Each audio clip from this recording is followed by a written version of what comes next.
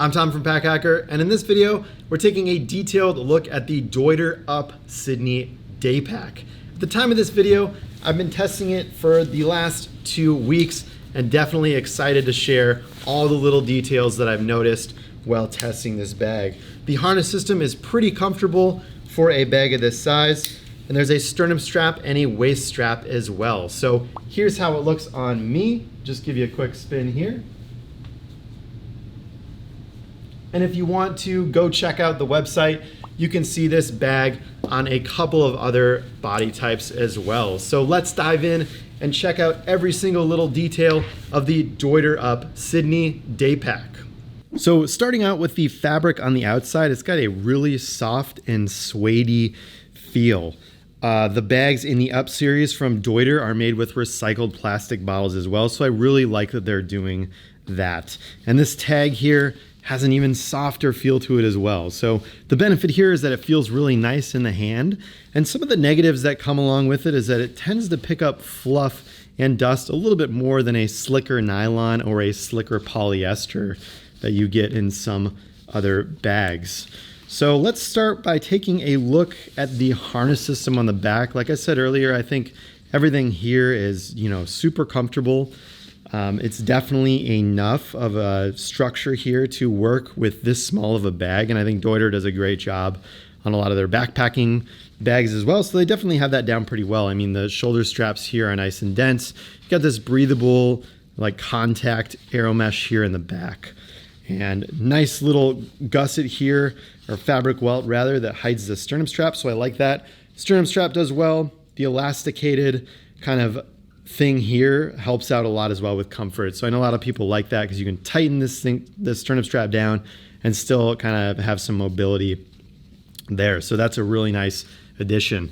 The top handle here works well enough for grabs, but one thing I'll note is it's weird to hang the bag up with this. If you have like a hook and it hangs on that, that's totally fine. But if you have like a dowel that we have on our backpack wall, like you saw at the beginning of the video, you kind of have to do a little work here to stick that dowel through. So just wanted to point that out. It's a very minor detail, but something to consider. And the hardware here, just some standard adjustment hardware. No elastic keepers here on the shoulder strap adjustments, but they do have elastic keepers on the hip belt, or waist belt as I like to say. I don't really want to call it a hip belt because most hip belts have padding and they really distribute the weight a little bit better off of your back. And with this, it sort of just keeps the bag in place. Now, the positioning of this buckle is right above my belly button at 6'2" and 19.5 inch torso. So your mileage may vary. I personally didn't really use this at all, and I kind of had it just tightened down and these straps managed underneath these little elastic loops during my testing phase. Again, your mileage may vary, but yeah, it's basically more like a stomach belt. I would just, I think, remove this altogether. With this hardware here on the sides, if I was using this for longer, but I like to get an idea of how bags are intended to be used for testing so I can make these videos for you. And this little kind of area down here is nice too. So it's a bit of a little fabric area that hides that buckle a little bit, cleans up the look, and cleans everything up a little bit more as well. So you got this little kind of fabric taco there where you can hide that away and provide a nice clean look. So now let's talk about the water bottle pocket on the side here. You can see that I've got just this Stanley Go bottle inside of here. Now it's not too large of a bottle, but it really maxes this thing out. So there's no elastic, nothing like that that's gonna let me, no welts back here, no like stretchy gusseted fabric back here. So it's, you kind of get what you get when it comes to this exterior water bottle pocket. And you can even see this bag kind of contouring in and curving in. So just note that if you have a larger water bottle, it's probably not going to work there. And even if you have a regular size one like this, it's really going to cut into the interior space of the bag if you utilize that. There's also a water bottle pocket inside, which we'll get to in a second. But first I want to talk about this zippered pocket here on the side for a phone. So I've just got my cell phone in there. This is a plus size version of an iPhone, and that's really great too to just kind of slip in. And it's also against your back, so it's got some nice security feature to that pocket. Flipping it around before we jump into the main compartment here, This front zippered compartment is what I've been using to store my tech items in. So I've got a USB-C dongle in here, you know, just a pen. And on this side, I've got like my dongles, spork, extra headphones, you know, little bits like that. And I do like that there's a bit, come on, buddy. Yeah, so like a cord keeper. There's a couple more cords in there. I won't pull everything out because I think you get the point. But there are like these two segmented pockets here. So this is a 2/3 pocket on this side and a 1/3 on the other side. I like this pocket for my tech gear because I feel the most comfortable. There's some space in here too. It feels the most comfortable when it's zipped up, right? And I like that. And I'll contrast that now to this top part, which is just held together by two magnets and this G-hook here. So I don't really love that. It doesn't really feel super secure to me. You know, if you don't button the G-hook, or buckle the G-hook, it's super easy to take off. And even if you have it on, you can still kind of get these spaces at the top. And you can see, I can just see my notebook there by just kind of pulling this out. So I'm not super confident on the weather resistance of this with the way it's designed.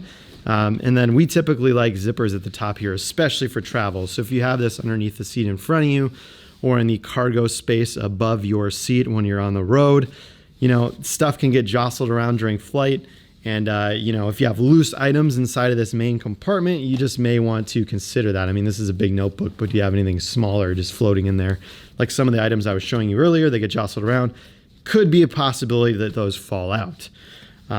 You know, if you're wearing this on your back and just taking it to work and commuting, it may not be an issue, but for any travel, you may run into to that issue. You may want to consider that if you're thinking about picking up this pack. Now, I do like this little MOLLE webbing down here. I've been using it for my carabiner clip, just that bottom one, because I haven't really felt the need to cinch this buckle all the way to the bottom. I just kind of put it on the middle one. So it just, you know, adds a little bit more space there. A little bit more functionality, and this is nice. I just like hang my hat on that when I'm not wearing it. So yeah, G-hook there, and then you can open it up and we can see the main area on the interior. You can see there's really nice segmentation going on here, and I personally love the organization in the main compartment as long as you use it right. So I've got a 15-inch MacBook Pro here. The laptop compartment does have a false bottom, which is always nice to give you a little extra laptop protection. There's some decent padding here too in between. And then the frame sheet here, just so you can see without the laptop in there, that's pretty good. For a bag of this size. I found it to be really comfortable. Again, Deuter does a great job with their harness systems. They're usually making big backpacking bags, so that works really well for them there. Tablet pocket here. I've just been storing my Moleskine notebook there. I think that's how you pronounce it. And that's got a bit of like a kind of extra fabric here, so it can get pretty large. This pocket does not have that extra fabric, so it's a little tight for even my smaller glasses case, but those fit in quite nicely there. And then on the interior, I've got two Time Planet packing cubes that I just have on the inside there. So those have been nice. Just stick those at the bottom. And I like cubes and pouches like this, especially in a top loader pack where you can't really get access to everything inside. So versus a clamshell, you can really unzip it and get a look inside.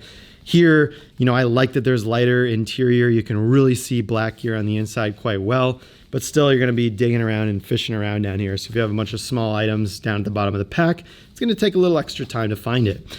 Now, let's take a look at this front pocket here. This is where I keep my valuables. So I'm really comfortable having this valuables inside of here because it's, you know, beneath this flap and they're fully sealed in. It can't really escape out of that little pocket I shared with you earlier. So I've got a face mask in here. Then I've got a wallet here. This is a Dango wallet I've been testing. So get ready for a review or some content on that. And then right here, I've got my keys here on this key clip. Nothing too crazy going on with the key clip, but it does the job just nicely. That's that front zipper compartment. I do really like that. Now let's turn our attention to that water bottle pocket on the exterior. So you can really see this curving in.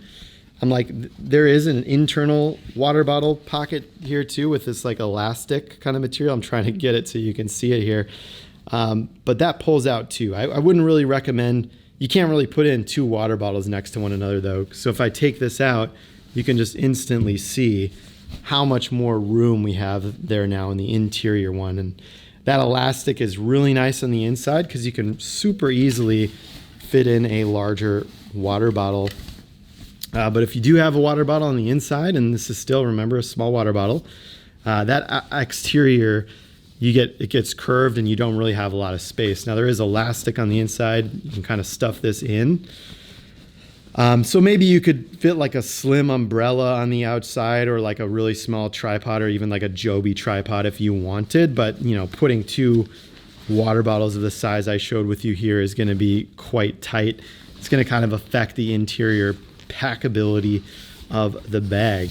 So overall, I think great little pack. I enjoyed testing it. And yeah, a lot of little interesting things going on. So make sure to head over to packhacker.com to check out the full review and the best buying options.